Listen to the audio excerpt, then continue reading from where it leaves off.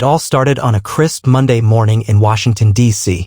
The nation was still reeling from a fiery segment on The View where Whoopi Goldberg had unleashed a scathing monologue about the Trump administration. Her words were sharp, relentless, and undeniably provocative. This administration, she said, her voice heavy with indignation, has done more damage to the American spirit than any I can recall. And let's not even get started on that vice president of his, JD Vance. A man who somehow, in the year 2025, thinks he's got the moral high ground. Please. Her co-hosts nodded in agreement, some more emphatically than others. The audience erupted in applause. The moment went viral within hours. Clips of Whoopi's takedown flooded social media, lighting up X, formerly Twitter, TikTok, and YouTube. Progressives hailed it as a much-needed call-out, while conservatives saw it as yet another elite celebrity trying to undermine their movement. But in the White House, JD Vance sat in his office, watching the clip in silence. He wasn't fuming. He wasn't shouting at aides or crafting an angry tweet. He simply leaned back in his chair, a slow smile creeping across his face. "She just made a mistake," he muttered, locking his hands behind his head. "She thinks this is 2019. But it's not. It's our time now." A few hours later, Vance made a surprise announcement. He would be appearing on The View live. The internet went wild. The idea of Trump's vice president walking into the lion's den of mainstream liberal media was unprecedented. His political base was ecstatic. Progressives smelled blood. The mainstream media prepared for fireworks. Whoopi, for her part, remained unbothered. "Let him come," she said with a smirk on the next day's episode. "Let's see if he can handle a real conversation." She had no idea what was coming. The morning of the much-anticipated showdown arrived, and America was watching. The streets of New York buzzed with energy as cameras flashed outside ABC studios, where The View was filmed. Inside, Whoopi Goldberg and her co-hosts, Sunny Hostin, Joy Behar, and Alyssa Farah Griffin, prepared themselves for what they expected to be a tense but manageable debate with Vice President JD Vance. The producers of The View had done their part to build the suspense. The network had been running promos for days. The vice president takes on Whoopi live. Don't miss it. It was all anyone in the media world could talk about. At exactly 11 a.m., JD Vance walked onto the set, wearing a dark blue suit, his tie slightly loosened, exuding confidence. The audience greeted him with a mix of cheers and scattered boos, but he seemed unfazed. He shook hands with the hosts, his grip firm. His eyes locked onto Whoopi as he took his seat. "Welcome to The View, Mr. Vice President," Whoopi said, her voice steady but tinged with challenge. "Thank you for having me," Vance replied with a polite nod. From the start, it was clear that neither side would back down. Whoopi wasted no time. "Let's get right to it," she said, leaning forward. "Last week, I called out this administration for what I see as a complete failure of leadership. And I have to ask you, as the second most powerful person in the country, do you honestly believe you're doing a good job?" Vance chuckled. "I think that depends on who you ask, Whoopi." He glanced at the audience. "The people who voted for us? They'd say we're doing exactly what we promised. The people who watch this show religiously? Maybe not so much." The audience murmured. Whoopi smirked, but Vance wasn't done. "But let's not pretend this is about governance. This is about narratives. You all make a living off of pushing one, and I'm here to set the record straight." Whoopi raised an eyebrow. "Oh? And what record would that be?" Vance leaned in. "The record that for years, this show has been a mouthpiece for one side of the political spectrum. You all claim to be about women's voices but not conservative women. You say you champion diversity of thought, but not when that thought disagrees with yours. Tell me, Whoopi, when was the last time this show treated a Republican with basic respect?" Joy Behar scoffed. "Oh, please. We've had plenty of conservatives here." Vance nodded. "Right? And every single time they get the same treatment, shouted down, dismissed, mocked. And yet, when liberal politicians come on here, they get softballs and applause." Whoopi crossed her arms. "So, you're playing the victim?" Vance laughed. "Not at all. I came here to expose the hypocrisy, and you just made my job easier." The audience was shifting. Some nodded in agreement. Others booed. But there was an undeniable tension in the air. This wasn't going how Whoopi expected. She decided to shift tactics. "Let's talk about real issues then," she said, voice sharper now. You've aligned yourself with Trump's policies, including rolling back protections for marginalized communities. Are you proud of that? Vance's smile didn't falter. You mean policies that put America first? Policies that protect our borders, revive our economy, and defend free speech? Yes, Whoopi, I am proud. Whoopi rolled her eyes. That's the usual spin. No, Whoopi, Vance said, his voice now commanding. The spin is what you do here every day. The spin is pretending you stand for the working class while sitting in $1 million studio lecturing Americans who actually struggle. The spin is acting like you speak for women while silencing half of them. A stunned silence fell over the studio. Whoopi opened her mouth to respond, but for the first time in years, she didn't have a comeback. JD Vance had just landed the first major blow. The silence in the studio lingered longer than anyone expected. JD Vance sat back in his chair, watching Whoopi Goldberg, who had just been publicly called out in a way she hadn't anticipated. The audience, unsure of how to react, murmured in hushed voices, some nodding in approval while others crossed their arms defensively. But Whoopi wasn't one to stay quiet for long. She cleared her throat and leaned forward, determined to regain control. "Oh, so now you're going to tell me what I believe," she said, shaking her head. "You have no idea what I stand for, Mr. Vice President." Vance smirked. "I don't need to. Your record speaks for itself." Whoopi's eyes narrowed. "And what record is that?" Vance clasped his hands together and tilted his head slightly. "Let's go down memory lane, shall we?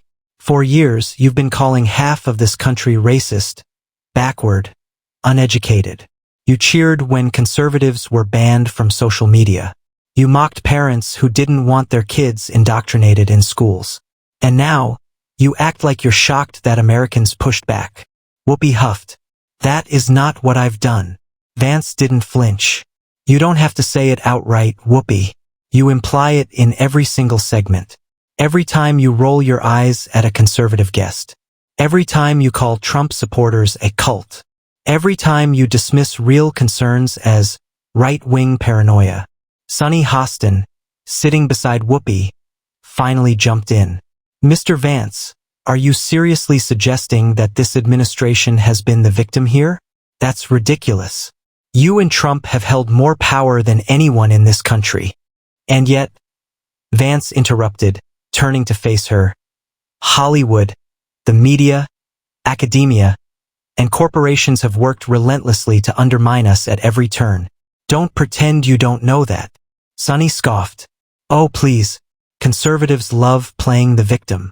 Vance chuckled. "You call it playing the victim. I call it exposing the truth. You all push the same tired talking points, and you're used to conservatives just sitting back and taking it. Well, newsflash, we're done playing defense." The crowd stirred again. JD Vance was doing what few Republicans had done before, fighting back on their turf using their own tactics. Whoopi folded her arms. "All right then, Mr. Vice President. Since you're so eager to fight, let's talk about one of your biggest failures, women's rights. Under your administration, abortion rights have been rolled back, protections for marginalized communities have been weakened, and..." Vance held up a hand. "Let me stop you right there." Whoopi's eyebrows shot up. "Excuse me?" Vance leaned in, his tone firm. "This is exactly what I mean. You frame everything as an attack on rights when in reality it's about accountability, responsibility, and protecting the unborn. Millions of Americans, including millions of asterisk women." Vance's words cut through the tense atmosphere like a knife. He continued, unwavering. "Millions of women across this country, mothers, daughters, sisters, believe in the sanctity of life. They believe that an unborn child has value. But every time they speak up, people like you dismiss them as backward or anti-women. Why? Because their views don't align with yours." Whoopi shook her head, her frustration evident. "No, because they want to control other people's choices. A woman's right to choose is her decision, not the government's." Vance met her glare with a calm but pointed response. "So then where do you draw the line? Do states have a right to decide? Do unborn children have rights? Or is it just about power, about making sure only one side gets to define morality?" The crowd shifted uncomfortably. Whoopi exhaled sharply, struggling to keep control of the conversation. But JD Vance wasn't done. "Here's the real issue," he continued. "The people on this stage, Hollywood elites, media figures, are terrified that America has changed. You all got used to running things your way, dictating the cultural narrative, silencing dissent. But guess what? That era is over. Sunny Hostin interjected, shaking her head. No one is silencing you, Mr. Vance. You're the Vice President of the United States, sitting here on The View. Vance turned to her with a smirk. Yes, and if I were just another conservative guest, you'd be yelling over me, cutting to commercial, and laughing about it afterward. Whoopi's patience was wearing thin. You have some nerve. You're right, Vance said, cutting her off. I do have some nerve. I have the nerve to come here and say out loud what millions of Americans are thinking. They're tired of the arrogance. Tired of being told they're stupid, racist, or uneducated just because they don't agree with Hollywood. Tired of people like you pretending to be champions of the people while sitting in million-dollar studios. A few gasps rippled through the audience. Some people clapped. Others jeered. Whoopi's face hardened, and for a moment it seemed like she was about to stand up and walk off the set. But JD Vance wasn't done yet. He was about to land the final blow. Whoopi Goldberg sat still, gripping the edge of the table, her face a mask of frustration. For years, she had controlled the tone of The View, dictating the flow of political discussions, shutting down conservative guests with wit, sarcasm, and overwhelming applause from the studio audience. But today was different. Today, she had met someone who refused to play by her rules. JD Vance, the sitting Vice President of the United States, leaned forward, his gaze unwavering. He had come prepared.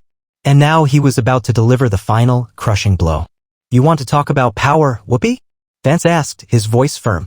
Let's talk about the power you and people like you have wielded for decades. You sit here, on this stage, telling the American people that you represent them, that you speak truth to power. But who gave you that right? Whoopi opened her mouth to respond, but Vance didn't give her the chance. Because from where I'm sitting, all I see is someone who has spent years tearing down anyone who disagrees with them. You claim to fight for the little guy, but you mock middle-class Americans who don't vote the way you want. You say you support women, but you dismiss millions of conservative women as brainwashed or oppressed. You talk about saving democracy, but you cheer when conservatives are silenced, censored, or fired for their beliefs. The audience was split now. Some people clapped hesitantly while others sat in stunned silence. Whoopi, for the first time in her View career, looked uncertain. Vance continued, his voice sharper now. You've built your brand on being the moral authority. But what happens when people stop buying into the illusion? What happens when Americans start seeing through the hypocrisy? Because, Whoopi, that's what's happening right now. That's why Donald Trump is president again. That's why I'm sitting here as vice president. Because Americans rejected the lectures, the finger-wagging, the media elites telling them what they can and can't believe. Whoopi shook her head. That's ridiculous. People didn't reject anything. You won because of it. Because people like you underestimated them, Vance interrupted. You thought they'd just fall in line. That they believe everything CNN, the New York Times, and Hollywood told them. But they didn't. They woke up. And that's why you're sitting here, fuming, trying to explain why you don't run the show anymore. The room was dead silent now. Even the co-hosts who usually backed Whoopi without hesitation looked unsure of how to respond. Vance leaned back, adjusting his suit jacket. He had done what he came to do. Now, I appreciate you having me here today, he said, his tone suddenly lighter. But I think it's clear America has moved on from the Whoopi Goldbergs of the world. With that, he stood up. The audience, shocked, erupted into a mix of cheers, boos, and stunned murmurs. Whoopi sat frozen, unable to find the words to respond. JD Vance smiled, gave a small nod to the camera, and walked off the set. It was over. And in the days that followed, the headlines would say it all. JD Vance ends Whoopi Goldberg's reign of media arrogance, live on air. Vice President shocks The View, Whoopi speechless. The moment that changed the media landscape forever. For Whoopi, it was a nightmare come true. For JD Vance, it was a victory that would be remembered for years. And for America? It was a moment of reckoning.